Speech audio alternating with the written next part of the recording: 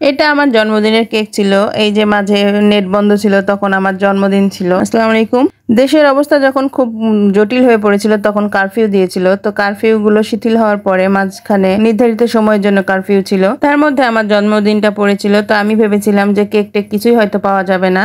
তো আপনাদের ভাইয়া কোথায় থেকে কেক নিয়ে আসছে আমি নিজেও জানি না, নিয়ে এসে চুপ করে ফ্রিজে রেখে দিয়েছে। তো আমি পরে এটা দেখে নিয়েছিলাম, কিন্তু ওর সারপ্রাইজ নষ্ট না করার জন্য আমি রেখে দিয়েছিলাম, কিছু বলিনি যে কেক নিয়ে আসছে কিংবা কিছু।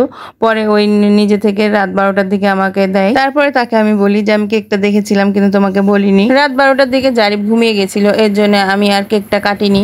বলেছিলাম যে কালকে সকাল হোক তখনই আমি কাটবো। তো এই তো দেখতেই পাচ্ছেন আপনাদের ভাইয়া আমার জন্য সুলতান ডাইন থেকে বিরিয়ানি নিয়ে এসেছে। আপনারা দেখেছেন যে আপনাদের ভাইয়াকে আমি সুলতান ডাইনের বিরিয়ানি টিপস দিতে চেয়েছিলাম। রেস্টুরেন্টে এত ভিড় ছিল যে আমরা ঢুকতেই পারিনি। এখানে দেখতেই পাচ্ছেন যে আমার ছেলে জারিফ ছোটটা এই প্রথম মসজিদে যাচ্ছে। সে খুবই চঞ্চল, তা মসজিদে পাঠাতে তাকে আমি সাহস পাই না, তারপরেও আমি পাঠিয়ে দিলাম। সে মসজিদে যাওয়ার জন্য খুব কান্নাকাটি করছিল, এর জন্য পাঠিয়ে দিয়েছি।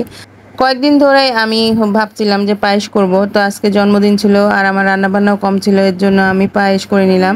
আর আমার ছেলেটা সেই কোরবানি ঈদ থেকে শুরু করেছিল যে হালিম খাবে হালিম খাবে, তো আমি এর মধ্যে করে দিতে পারিনি। তো আজকে ভাবলাম যে হালিমটাও করে নেই, তো আমরা বিকালে নাস্তা খেয়ে নিব। এর জন্য আমি দুইটা প্রেসার কুকারে দুই ধরনের খাবার তৈরি করছি। এই একদিকে পায়েস করে নিচ্ছি, প্রেসার কুকারে আমি পায়েস করে থাকি, আর ওইদিকে হালিমটাও প্রেসার কুকারে করে নিয়েছি শর্টকাট করার জন্য। আমার রান্না বান্না শেষে আমিও ফ্রেশ হয়ে গেছিলাম, তারপরে তারা নামাজ পড়ে চলে এসেছে। তারপরে এই যে দেখতেই পাচ্ছেন যে আমরা খাওয়া দাওয়া শুরু করে দিয়েছি। আপনারা যারা আমার ভিডিওগুলো দেখেন তারা বুঝতে পারবেন যে আমি প্রথমে আপনার ভাইয়াকে টিপস দিতে চেয়েছিলাম সুলতান ডাইনে। তো সেদিন আমি ঢুকতেই পারিনি, এত বড় লাইন ছিল, কারণ তখন প্রথম ওপেন হয়েছে আর সেখানে সিরিয়াল অনেক ছিল। সে হয়তো মনে মনে ভেবে রেখেছিল যে সুলতান ডাইনের বিরিয়ানি হয়তো আমার জন্মদিনে খাওয়াবে, এর জন্য সে আজকে আমার জন্মদিনে নিয়ে এসেছে। তো আমরা বাইরে যেয়ে খেতে পারতাম, কিন্তু দেশের অবস্থা খুবই খারাপ, বাইরে না যাওয়াই ভালো, এর জন্য আমরা আর বাইরে যাইনি। দুপুরে খাওয়া দাওয়া করে আমরা এই তো বিকালে ছাদে চলে গেছিলাম।